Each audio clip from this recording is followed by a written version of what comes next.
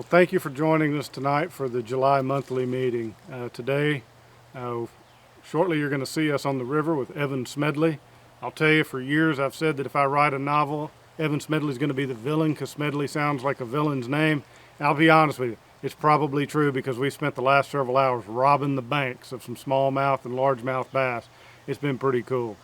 It's a tough time for the Arkansas fly fishers with the coronavirus. COVID has kept us from being able to meet face to face, but it's also brought out the best. I've talked to members of our organization over the last month, and people are keeping tabs on one another. They're checking on folks. They're tying flies and sending them to one another. I've been the recipient of some gifted flies just this week. So it really does bring out the best, even though it has created some real challenges for us. And I encourage you that if there's a member out there that you hadn't checked on, a friend, check on them and see how they're doing. Make that today, make that something you do, because we are a social organization at the end of the day. I want to take a minute and say some thank yous. I've already told you about Evan taking us out here on the Ouachita today and sharing his experiences, and so a big thank you there. In a minute after Evan, you're also going to see where Dewey Freeman ties one of the tequila streamer, which we put to good use today. And I want to thank Ron Blome. Ron has been absolutely essential to bringing both this meeting today together as well as last month's meeting. He really is kind of the glue that's kind of holding our ability to make these monthly meetings come together. There's a few things coming up I hope people will remember. We have Dwayne Hayda next month. On Sunday, August the 16th, he's going to be teaching one of his fish portrait classes. These are enormously fun. Paint a portrait of a fish watercolor class. If you've done, a lot of our members have done these. There's still a few slots left online, but just a handful. We think this is going to sell out, and so if you've been putting it off, don't put it off much longer, because that option will go away. We're also looking at having our first rally on the White in September 18th through 20 up on the White River. We've put that out there. We haven't had a ton of response at this point, which may be a result of the coronavirus. But if that's something that's of interest to you, you can book your room now, or at least let us know that you're thinking about it. Otherwise, we'll probably go ahead and back away from this event just to make sure we're fair to craners and cancel in time for them to rebook those rooms. But right now, we've rented the entire lodge. It's a fantastic facility. We got the whole lodge, the great room. It'll be a time to come together. If you want to stay in the area but not stay at the lodge, that's an option too. The film tour we're working through, we have some new options, and we're looking at whether or not that we can provide this in a virtual format. It doesn't really look like we're going to be able to get into Cowles, Rod, and Robinson in the way we want, but we're working really hard to see if we can't deliver a virtual experience where people could basically rent the video and watch it at home, and still try to do the things that we do to try to raise some money for other charities. As you know, last year we did this for Casting for Recovery, the Mayfly Project, and Project Healing Waters. We're proud to remain to be sponsors of all of those. Our casting coach program has started. We had our first meeting, and Bob Cheatham got with about 8 or 10 people who are looking and learning to try to learn how to provide casting instruction, because we believe that's one of the things that we can deliver while social distancing to our membership. And so casting is one of those things we're working on. We have a fish fry scheduled in October. That's really probably the very first event that we think we may have. It's in person, and we're going to be watching what our public officials and safety officials tell us, whether or not that's going to be viable. But we're still moving ahead like that's going to be a club event. It'll be Sunday, October the 18th, down at Burns Park in North Little Rock. And that's hopefully a chance for us to kind of come together in an outdoor setting. But we're only going to do it if it's safe. We're only going to do it if we believe that we're complying with local health directives. And so that's also in the offing. I want to brag a little bit on our Project Healing Waters program. Ash Money and Marshall Dickey have been doing a fantastic job. Ash as a group is meeting every week virtually. They've been using a lot of Drew Kelso's material, and they've really been getting together every week. So we're continuing to deliver those services even during COVID, and maybe even more so. We'll be busy. The board will be meeting. We'll be starting looking at Member of the Year. We'll start looking at our 2021 speakers. We've been renewing all of our memberships with FFI.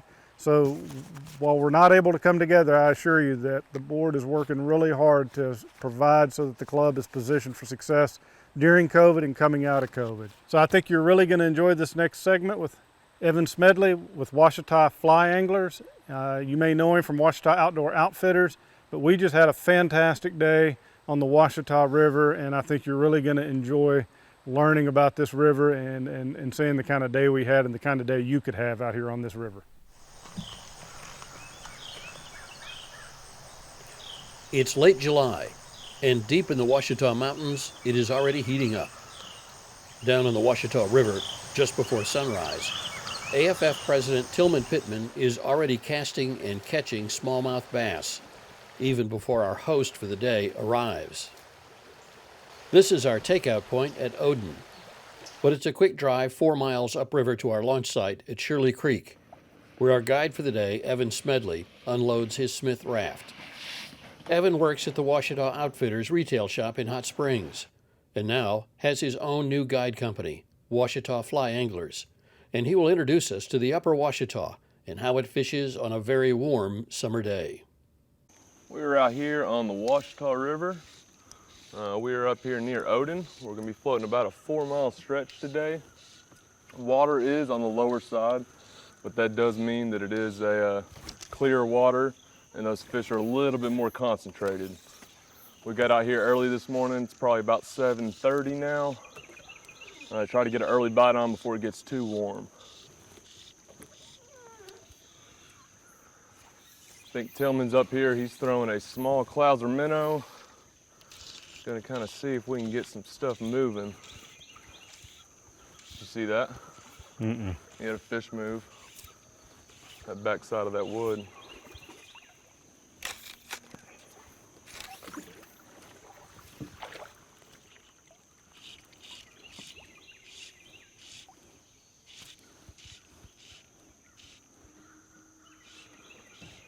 We're gonna be fishing for smallmouth bass and spotted and largemouth. You know, we'll catch a lot of perch, and sometimes you'll get a random grab bag of a catfish or a drum. Even the gar are real active this time of year. They'll blow up on your flies.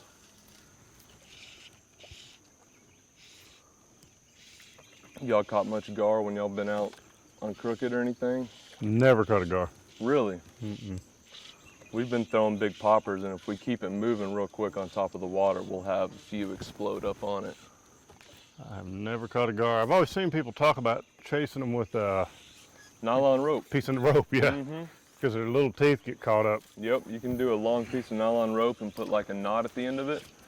And when they eat, you just let them kind of gnaw on it, and then you set that hook. So what are you looking for in this water? I'm looking for structure. That can be big boulders, that can be trees, and I'm also looking for transitions. So anywhere you see it going from extremely shallow to deep, or the opposite, from deep to shallow. They'll hang out above the shoals, they'll hang out below the shoals. When it gets real hot in the summer, like it probably will today, we will find them inside those skinny shoals. Usually that's more of a numbers game, but that's all right this time of year.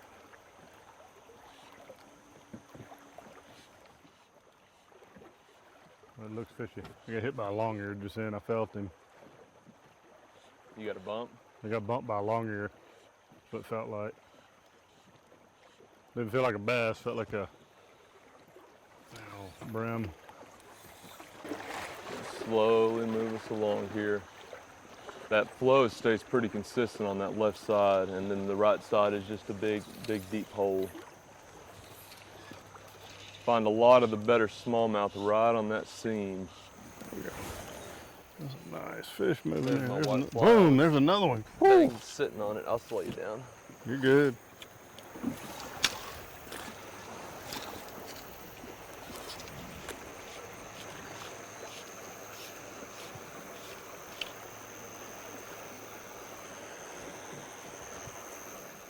Big old spotted gar.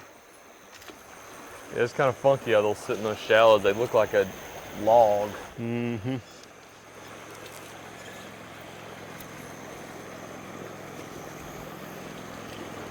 Somebody ought to come knocking. That sucker.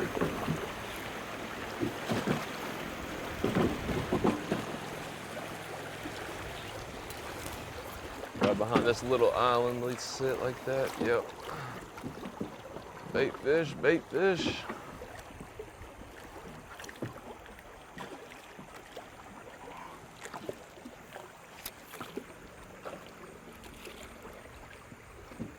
this eddy right here.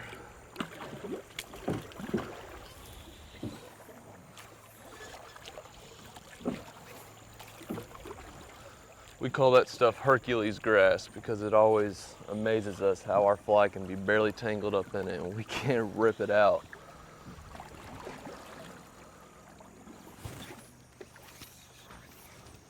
Ouachita is always bigger water than Caddo, but it's usually always a little bit dirtier. I'm not sure if that's just because it goes through more of the cattle ponds and stuff, or it's just a longer stretch and we're at the kind of bottom part of it. Y'all? Fish?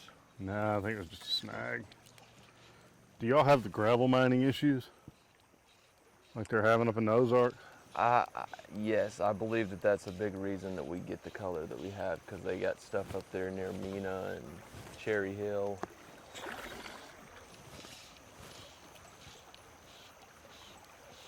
So how'd you get started in fly fishing, guiding, kind of getting into this sort of whole environment? So I grew up with a cane pole, doing a lot of crappie fishing. Never did much bass fishing with the regular spin rod. And then I had a buddy probably about 5 years ago that has nothing to do with outdoors. He is not an outdoors guy. Well, one day he came up and said, I'm gonna take you fly fishing. So I knew if he enjoyed it, it had to be something really awesome. So he took me to Little Missouri and we caught a couple trout and the rest is history. So you've only been fly fishing 5 years? About 5, 6 years? Yeah, 4.5, 5 years. So not a very long time.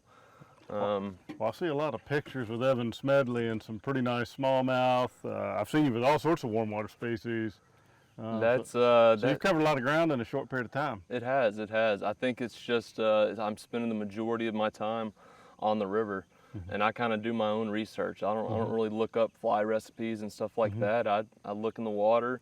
I just try out different colors until they work, and I've kind of found a solution and a path.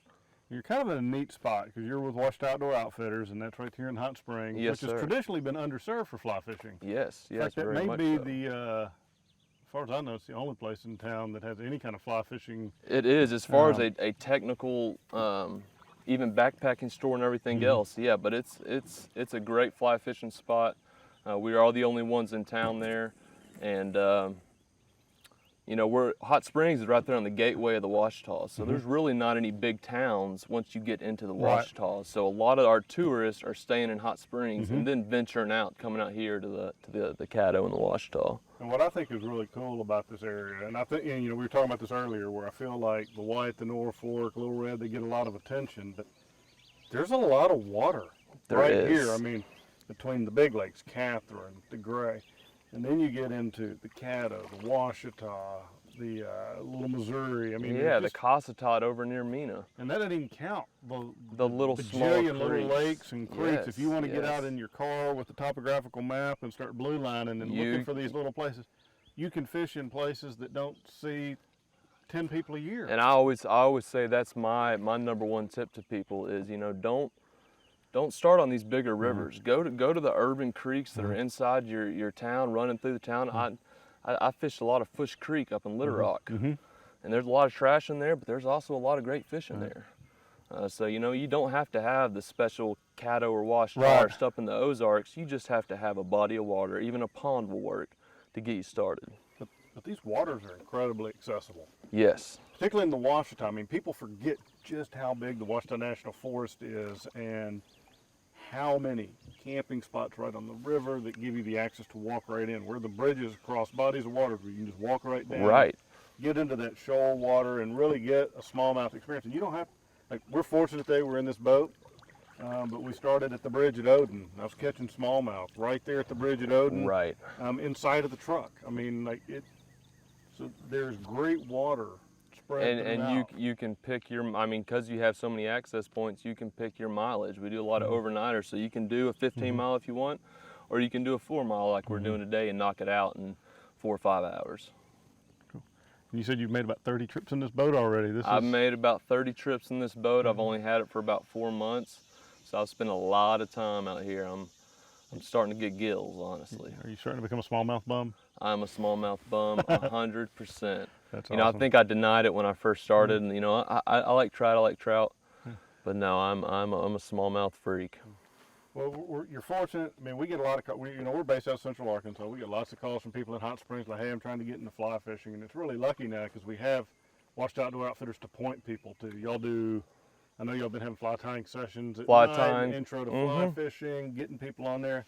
I kind of liken Washed Outdoor Outfitters as a really cool place because it's everything you need and nothing you don't. When you go in there, there's just not a lot of fluff. If you want good camping gear, hiking gear, river gear, fly fishing gear, they've got it. Quality. I mean, and they've got good stuff. I mean, you're not going to walk out of there with something that you're like, well, I wish I hadn't done this. And Right.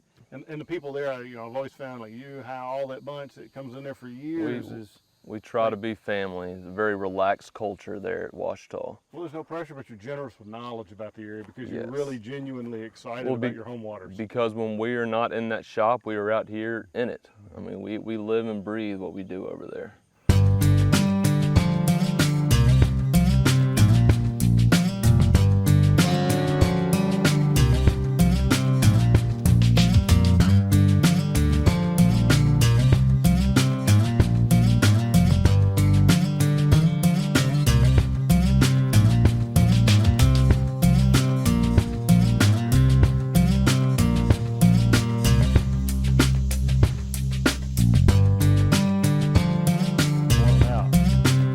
Crooked was fine. We actually took the trip over to Crooked.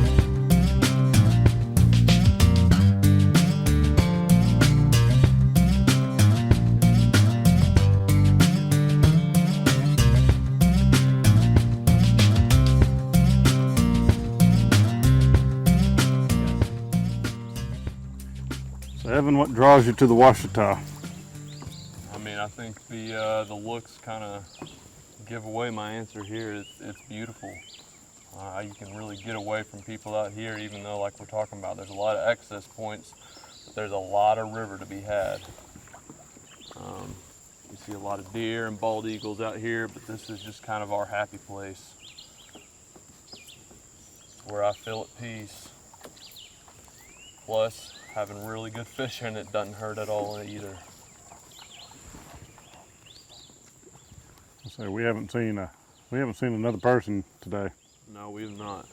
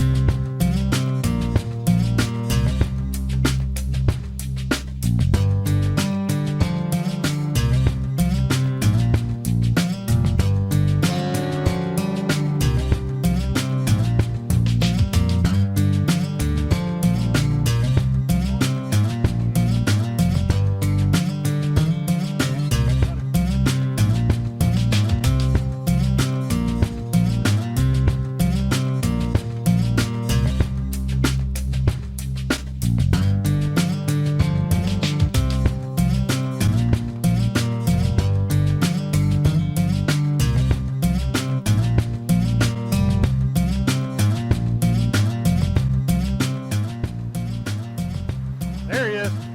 Oh. I thought he had it. Boom.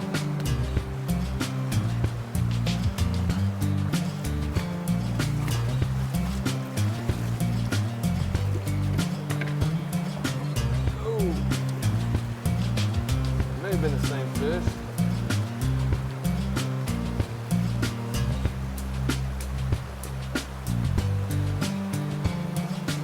Little guy. But every time you were coming through there, I saw one. I saw one come up and think about it. Literally every time. I saw 3 different fish. I thought on the cast before, I thought he had it. He was so close. The fishing on this Sunday started out slow when it was a little cooler, but as it heats up, so does the fishing. By noon, the bass, small and largemouth, and the brim are jumping at our flies and at times for the net. But every time you were coming through there, I saw one. I saw one come up and think about it. Literally every time. I saw 3 different fish.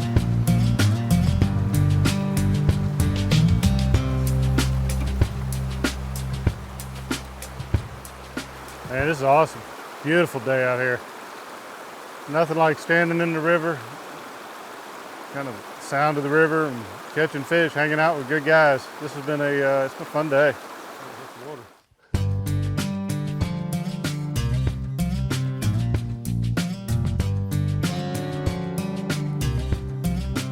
I'll hold him way out, Ron, so he looks huge.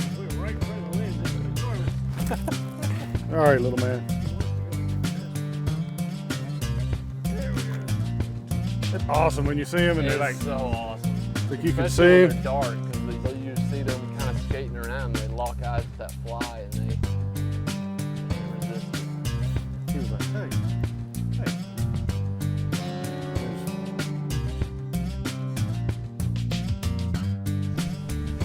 Nice.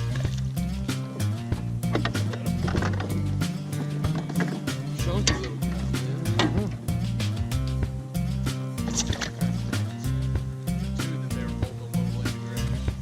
They're actually more now.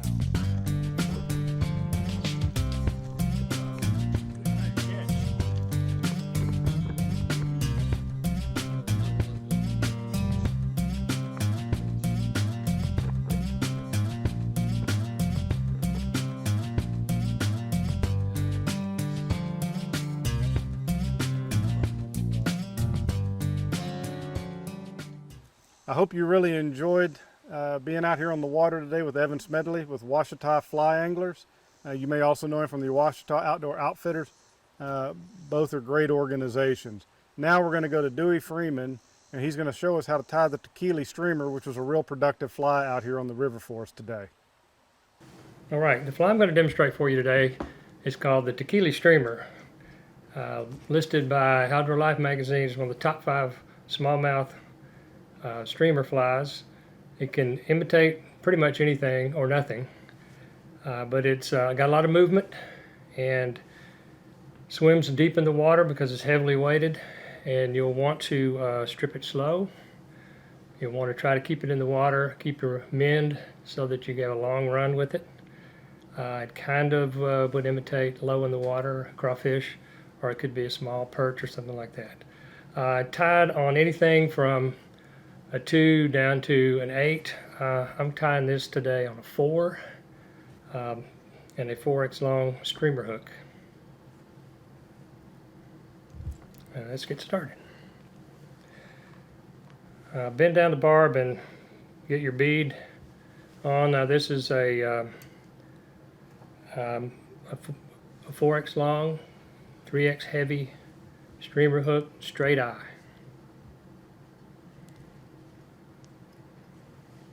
And when I add some more weight to it, on this size hook, you can appropriately size your weight depending on how large you want to make it. This is 3/1000 or 030 lead wire. I'm going to put about 18 to 20 wraps on this.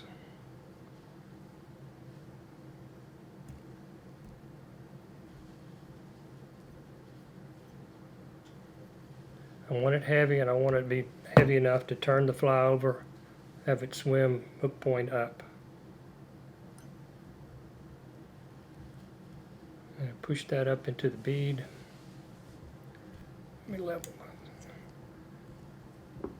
Push that up into the bead and get your tail locked down. Okay, I'm going to use 140 denier thread in rusty brown. You can use black. You can use a lighter color if you'd like. You're not going to really see much thread. I want to get myself a little dam up behind the wire so that it doesn't slip. Trim off the waist, and then give yourself a little wrap up over this to hold it in place.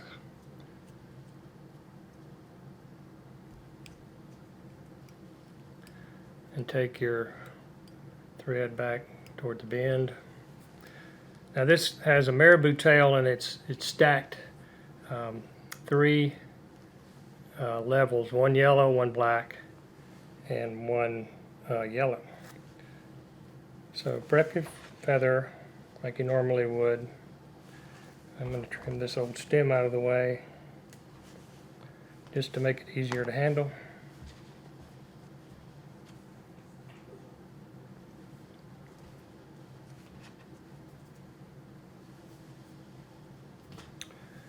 And we want your tail to be just as long as the hook shank. Get a reading on that. And get it tied down at the bend. A couple of really good tight turns. And then I'm going to cut this off right behind the lead.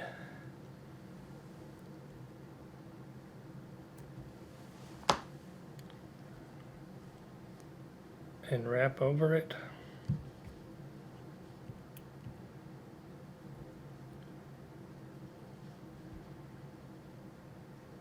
Get it really good and secure. Return your thread back here to the beginning. Now the black doesn't have to be as full as the yellow, because you just want sort of a stripe in there. But the same thing, you want it as long as the hook shank, just about even with there. And start your thread, a couple of nice tight wraps. And then we're going to take it all the way up to behind the bead, just to make it level so that you have a nice level body.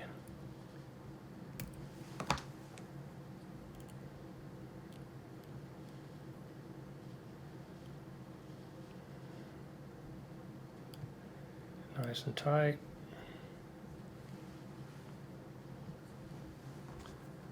And then another yellow plume. Prep this through.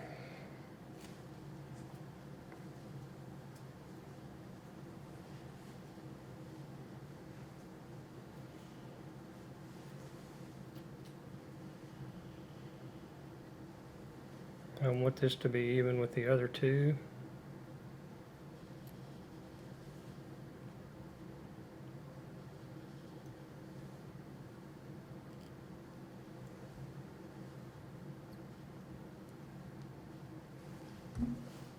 No, I want this one to go all the way up to the bead, once again, to provide with a level body.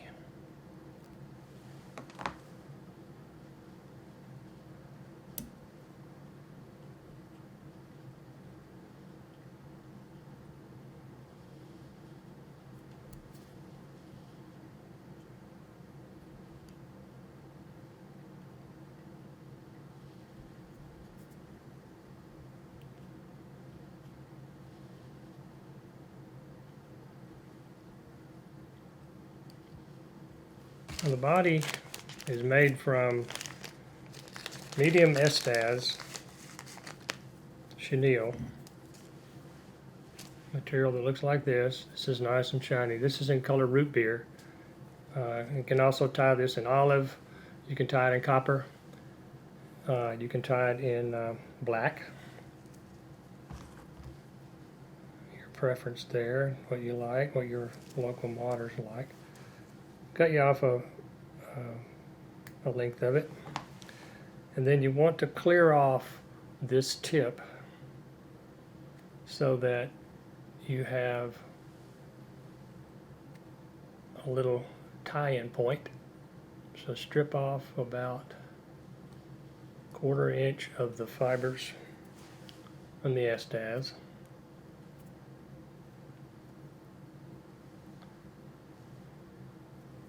And tie that in right here by the tails, right in front of the tail.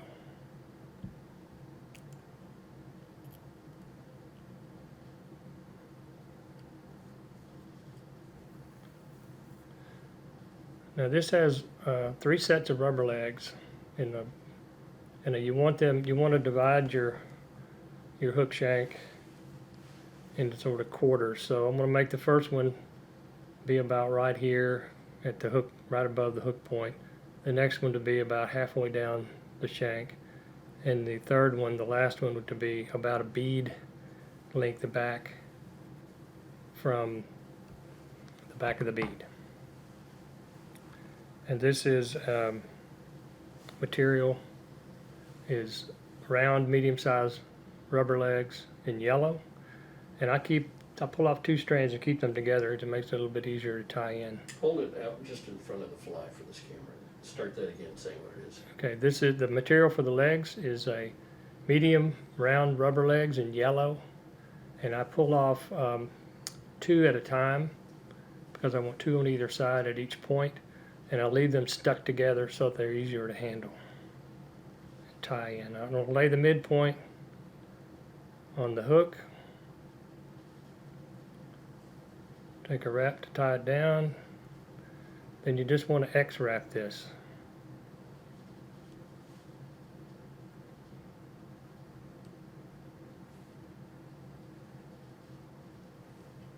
And try to get it to come out, sticking straight out to the side as best you can. Your chenille is going to take care of a lot of that for you.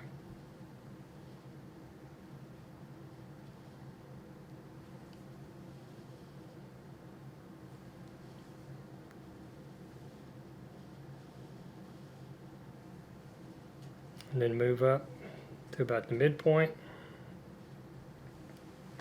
Take another pair of legs, do the same thing. Lay the midpoint across the hook, give it a good tie down.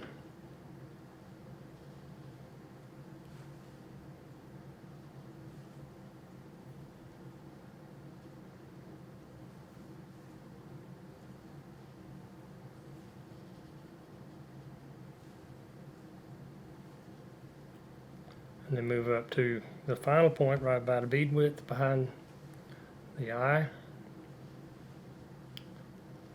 Again, lay the midpoint down.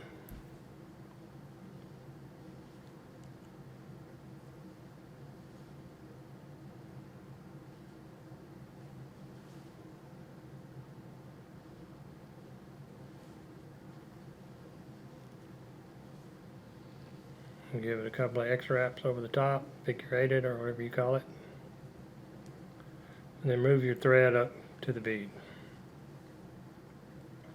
Now, a little trick I learned in tying this is to make it easier to wrap all the chenille. Pull the legs up over the bead, make a couple of loose wraps, just weight to the bobbin, tension. Do the same thing with the next set of legs. Pull them up over the, make a couple of light wraps. And then the third set, same thing. Couple of light wraps. And that gets them out of the way. Makes it easier to wrap. And you get your estaz all lined up. Make your first wrap right at the base of the tail.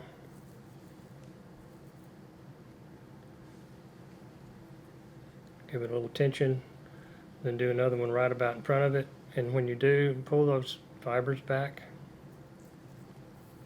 Each time you come around, pull those fibers back.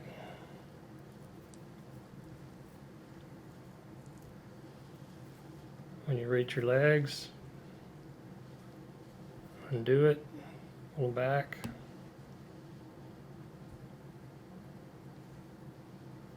If you can find them, pull them back, right in front of them.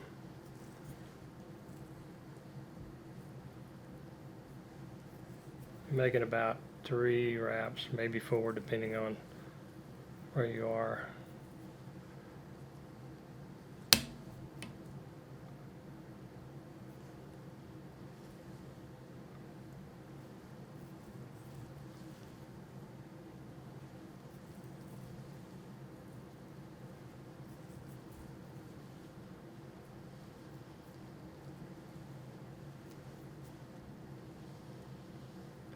Do those legs.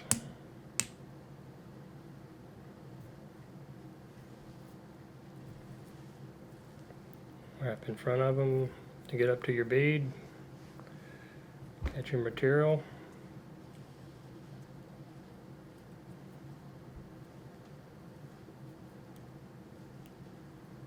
Couple wraps in front of it and cut off the waist.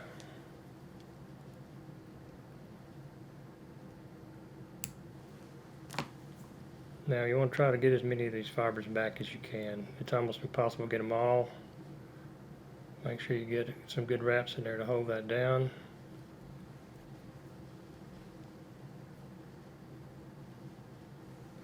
And then your whip finish, and you're going to have a finished fly here. Now you can glue this if you like, or you can just add an extra set of whip finish, which is what I am going to do, since the glue can kind of get this estaz all gummed up.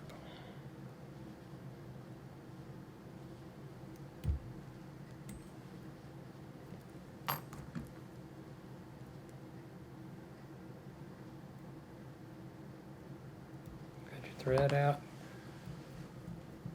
And you want your legs to be about the length of the body, so I just kind of like stretch my scissors out, pull them all up here,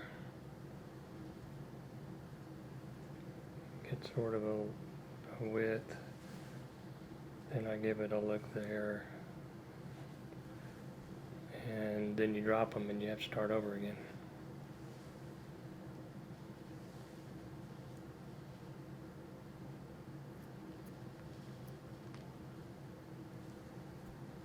You want the legs to be kind of long, and then you just use your scissors to separate those two strands.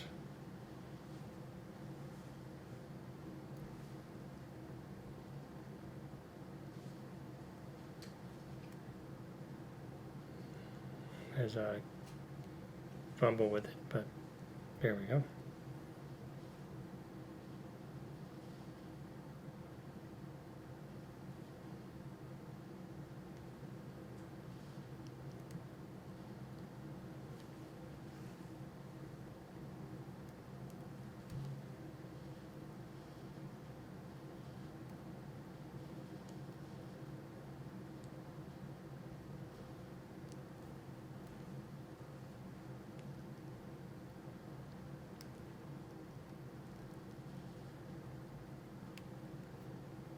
You're splitting the legs. Splitting the legs so that you get that sort of look right there. And that is the finished fly, the tequila streamer. Thank you for joining us tonight. It was a real treat to be out here. It's a real treat to have you be part of the Arkansas Fly Fishers. Join us if you are not already a member. I hope you'll consider being a member. And from the banks of the Ouachita River, have a good night.